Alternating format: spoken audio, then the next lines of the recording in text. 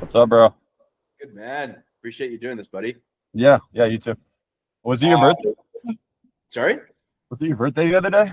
Yeah, birthday yesterday. Happy birthday. Hope you got after it. Appreciate it, man. Went to dinner and then I went to bed early. It was a great fucking Christmas. That sounds Great like birthday. your birthday. Perfect. Yeah, man. I mean, I know it's the weekend, so I don't want to take a ton of your time, but I don't know if you had anything you wanted to cover because you reached out, but coincidentally closed the first one. They signed the proposal on Friday, so that'll be the first up front. Really, I'm excited about the deal. The company does 180 million in top line revenue. It's a real estate investment, but it's really not, because you're not investing in a development. You're not investing in a, buy and flip apartment or hold and rent. It is a company that does essentially pipeline for large scale home developers, and it's almost a real estate service. So a home developer needs land to build single family homes such as Lennar or Pulte, or these huge home builders. Well, what these people do is they repurpose old commercial, like strip malls, something like that. So they'll control the asset without buying it. So you basically put it under contract without having to purchase it. Let's say the property's worth 2 million. They offer the guy 3 million. So now they're in control of the property for X amount of time. Kind of like a stock option. You can call and put. And then what they're able to do is then they go repurpose everything, rezone, get all the permits, whatever, basically get it build ready and then sell it to a developer.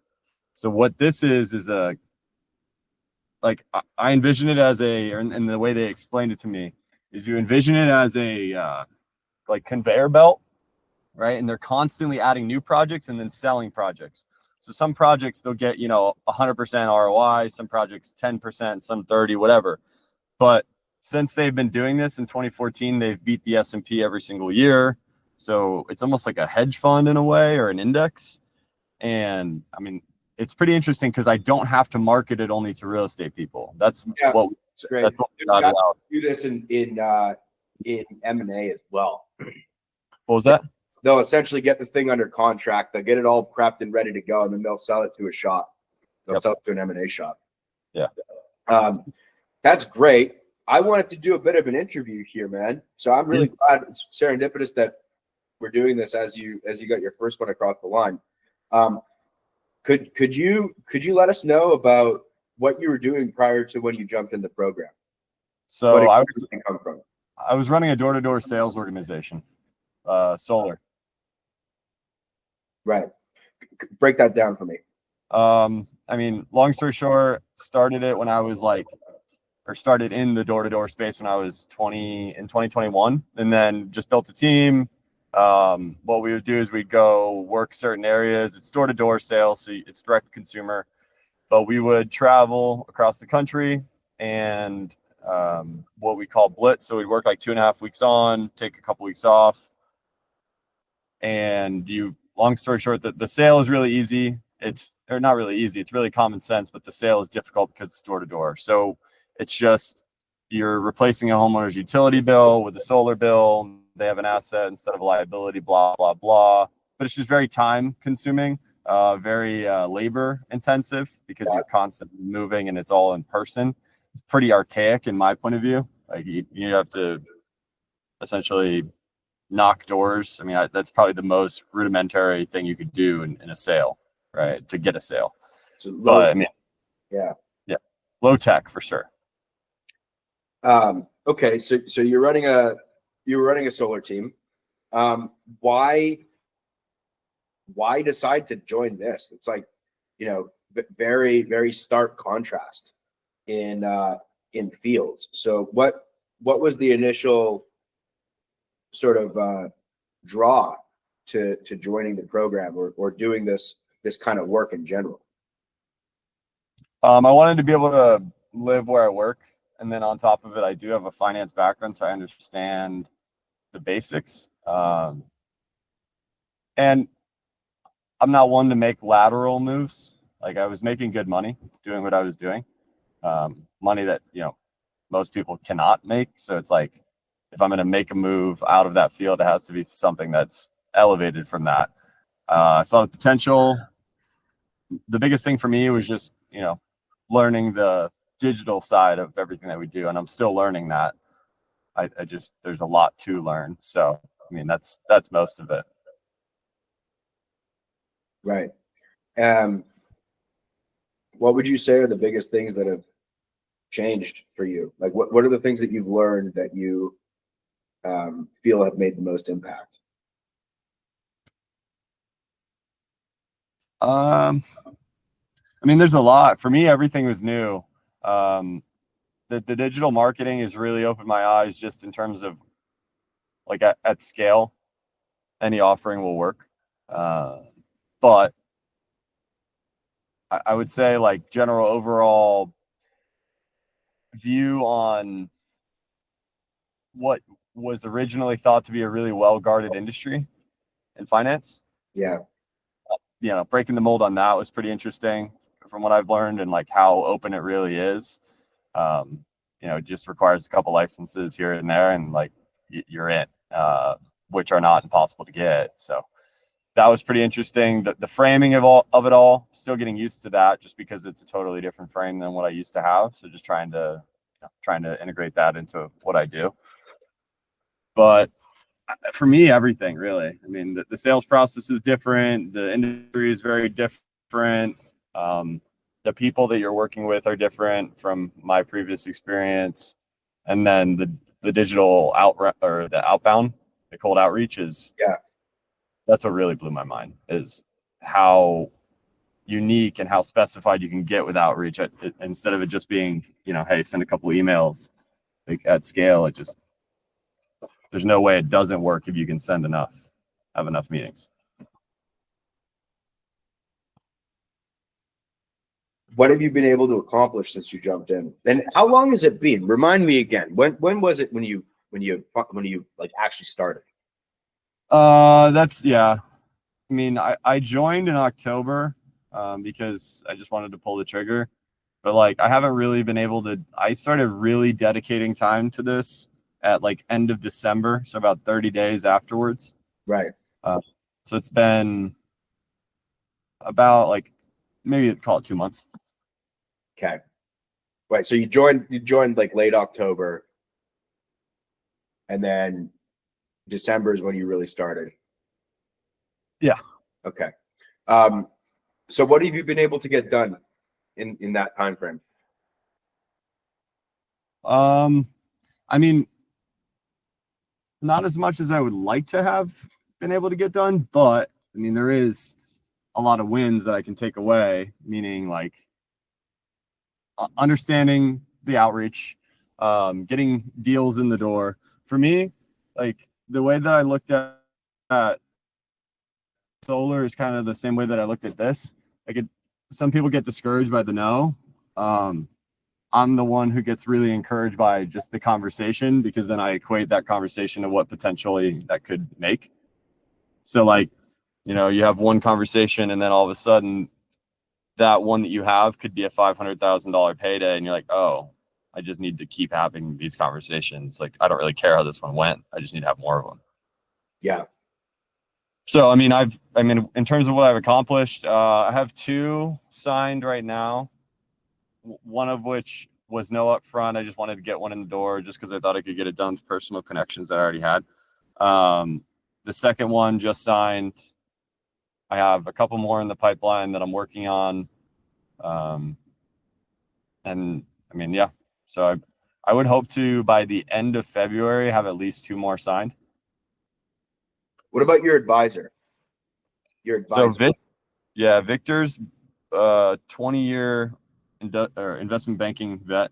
He's been working at EY in their global office for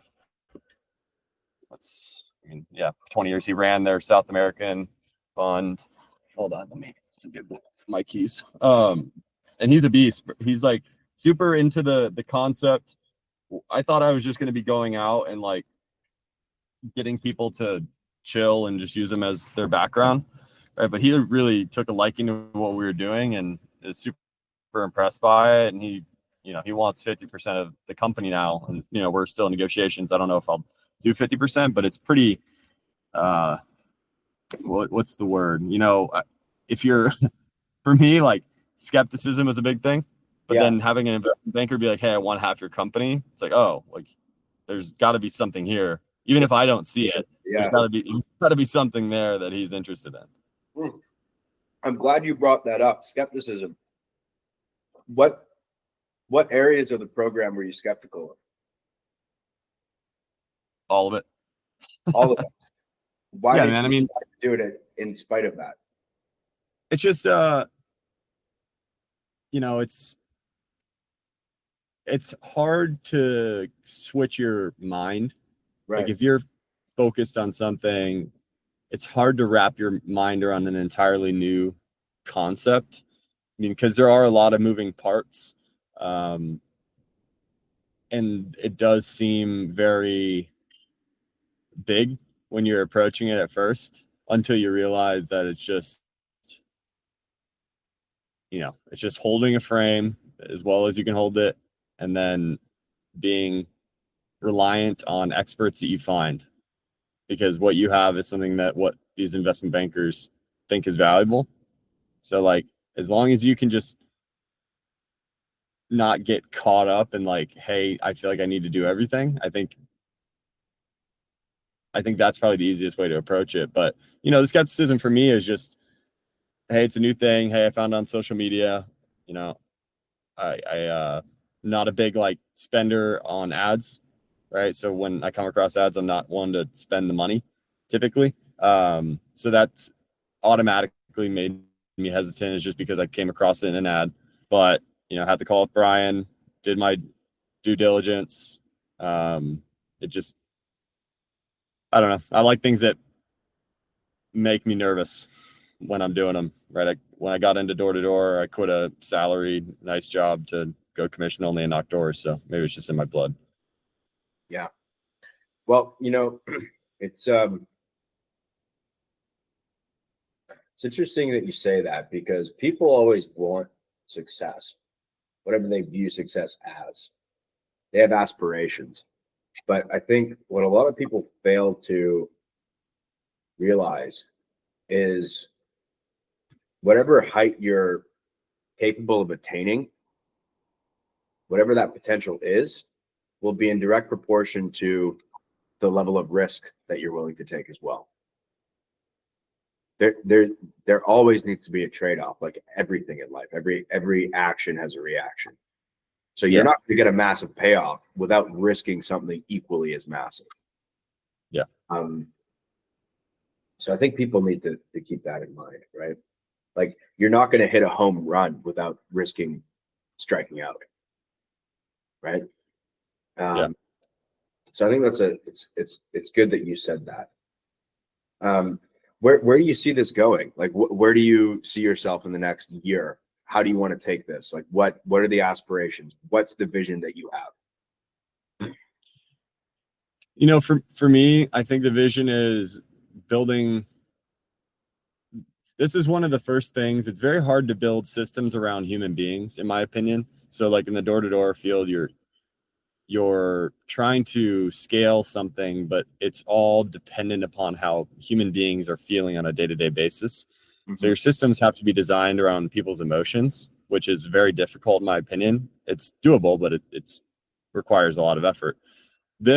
What I see happening is scaling a system that is relatively easy to scale, adding additional advisors on the team so you can have multiple people working on deals at the same time.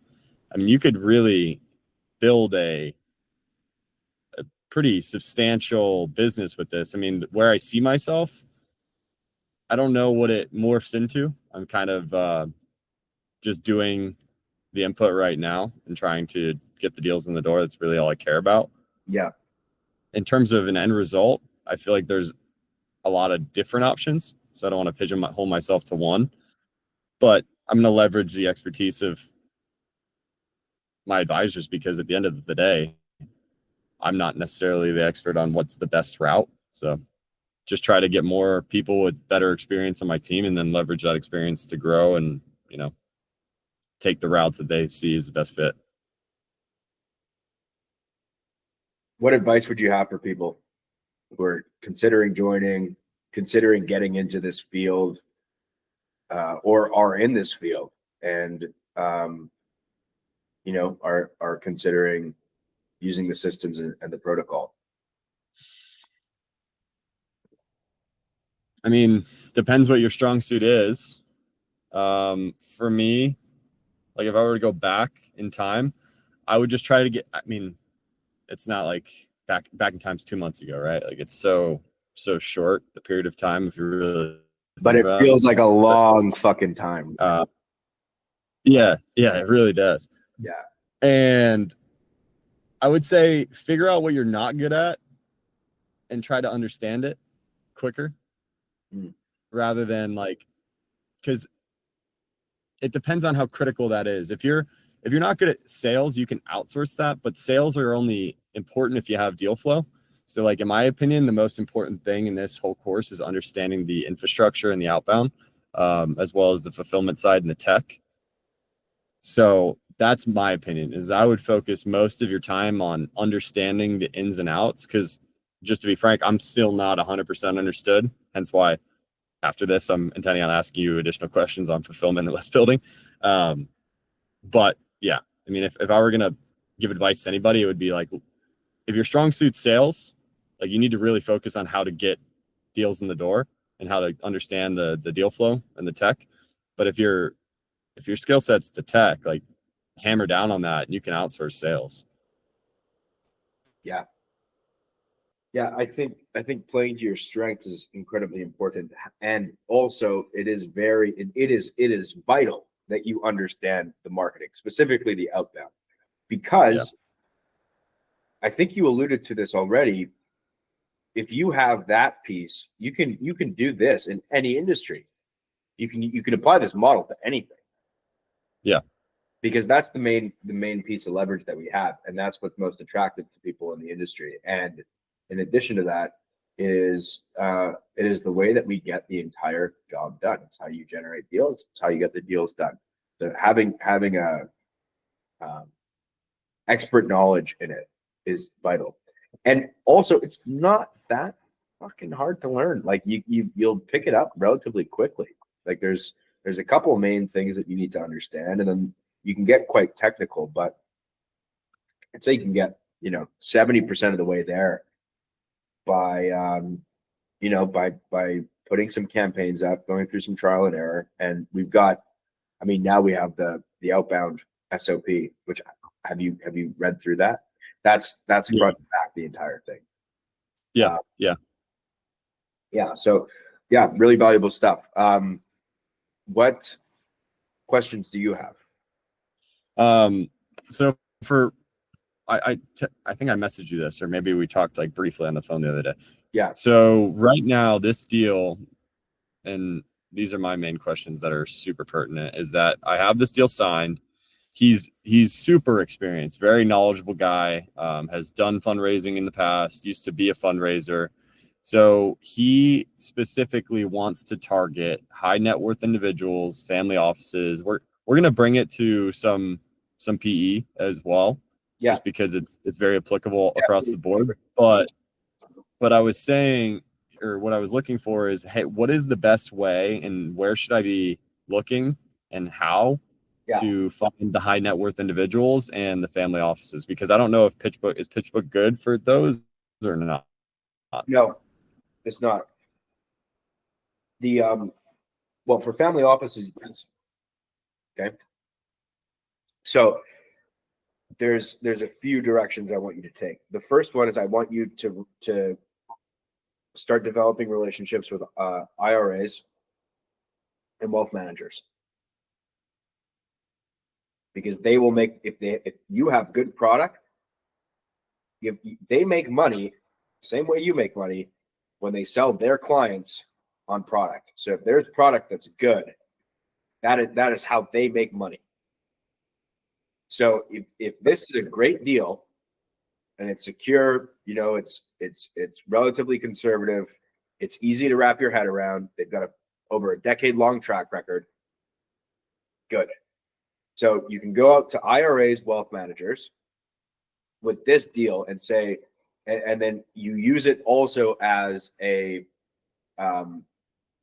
foot in the door with those individuals. It's not just, hey, can you push this product for me? It's a, hey, I've got this product. There's a lot more of this there's a lot more where this came from.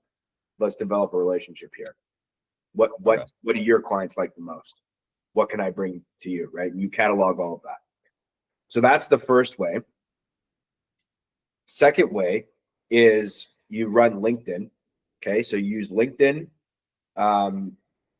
You've got the individual that can pull the lists for you in the data scraping channel. Okay.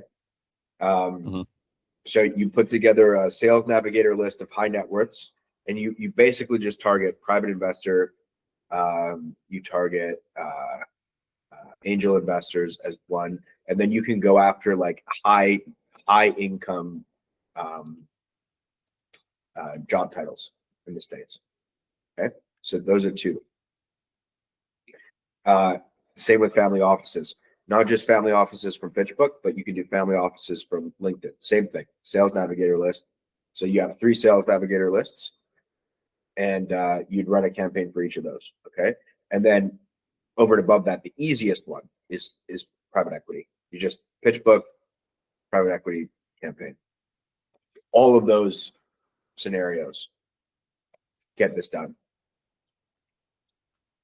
Okay. And then for the PitchBook private equity, are you kind of are you following the same roadmap that you have in the course, where you're like looking up that company, looking up adjacent companies, seeing who's invested in those companies? You can do that. You would just filter for private equity once you've done it. But honestly, I would probably just go after every private equity shop in the States. Yeah, I'd make it easy like that.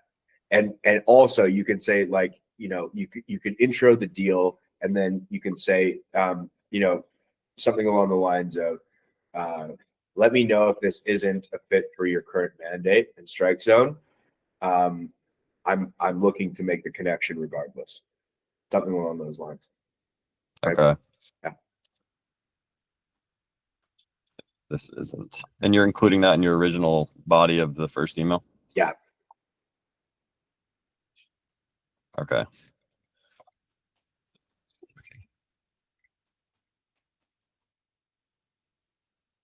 Great. All right. So I have IRAs, wealth managers. So you do all of that, can be on LinkedIn.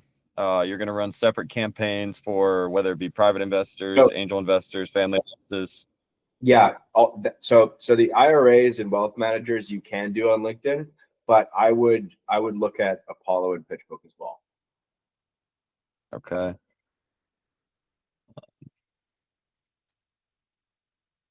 Okay. And then LinkedIn, are you scraping lists and doing outbound through Smart Lead, or are you doing outbound on LinkedIn? I would pull the lists. Okay. Lists. You know what? Om just put in a great resource for LinkedIn accounts. You can test that out.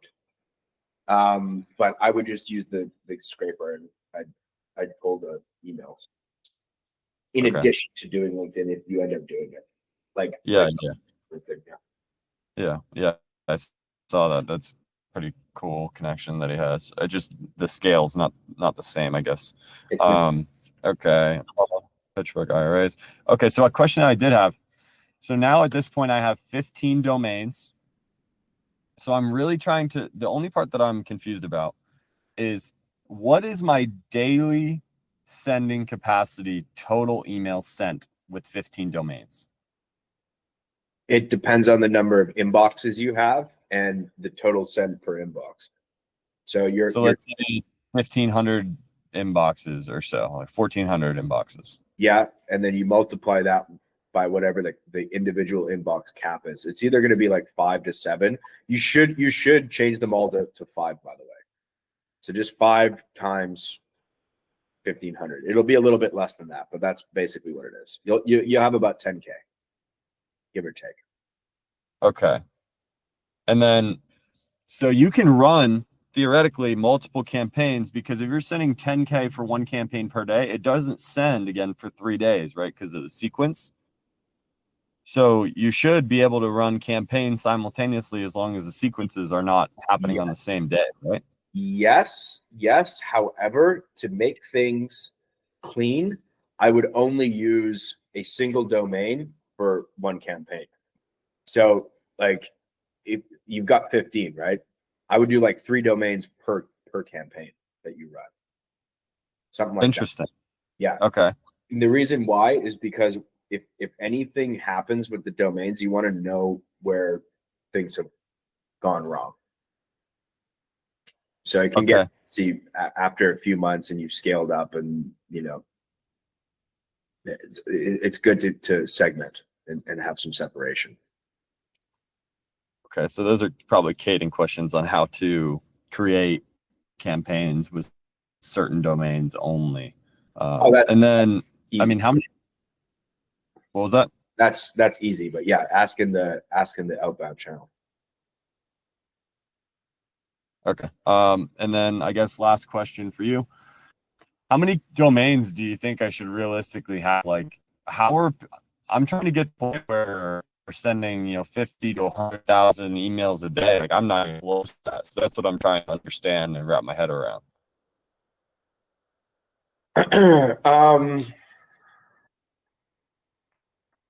I have about 100. And you manage all of them through Smartly? Yeah. Damn. Okay. Yeah. Because and I'm not using every single one at any given time, but like I said, at any time I have a new client, I'm like 5 domains, client campaign, boom. And those domains aren't getting used again until that client has been fulfilled. Because you can recycle them if there's no issue. Like you can use them for things in the future. But like if I'm not gonna have one domain in 2 separate campaigns that are running simultaneously. You can do it.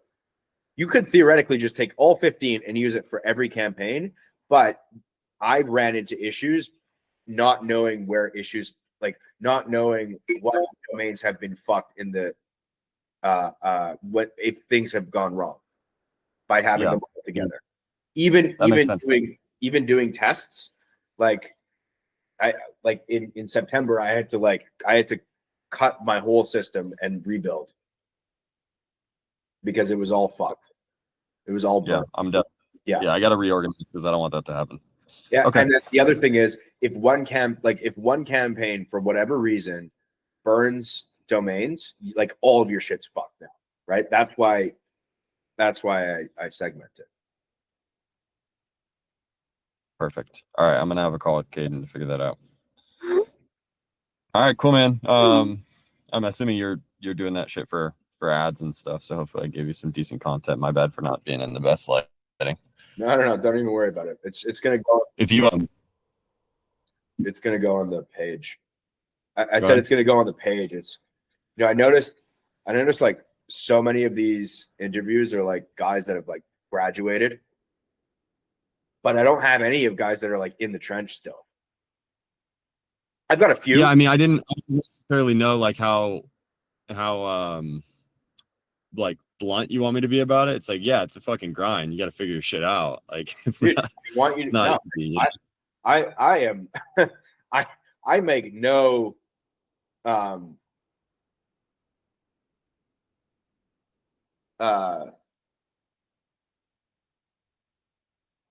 what's the word?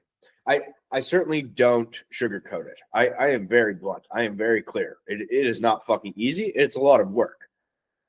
Yeah. It's like anything. Another question that just popped into my head is your broker dealer. So what's the status on that? Because like if I'm gonna be getting licenses, is there really even a point to engage a separate broker dealer if you're gonna have yours? Like in this, the only thing that I would say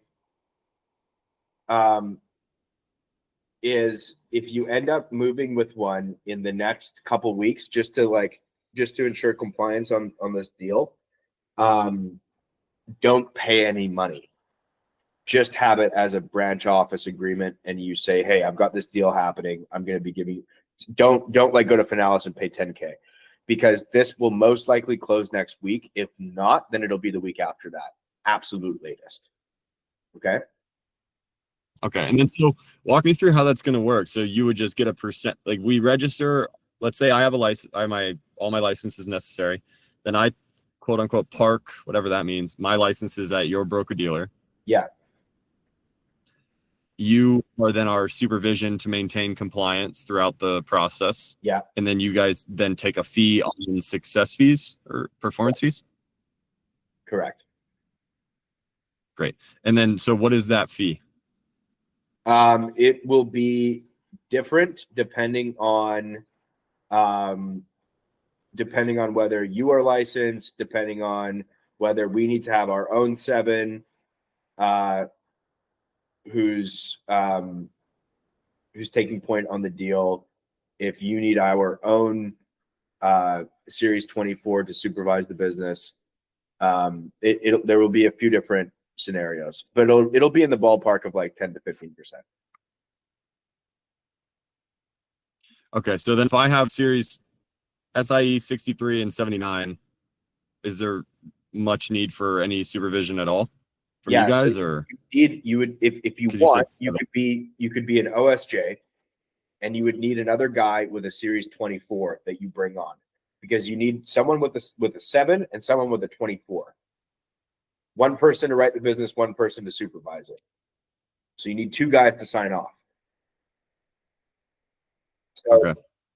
So if you want, you could do that, and then we would take less of a fee, because everything's basically on you. It's just from my understanding, we're the entity, we're the regulated entity, the high level supervision, and you're supervising the actual deal, and we're supervising you. Okay. Yep. I get it. I'm all right, cool, man. Myself.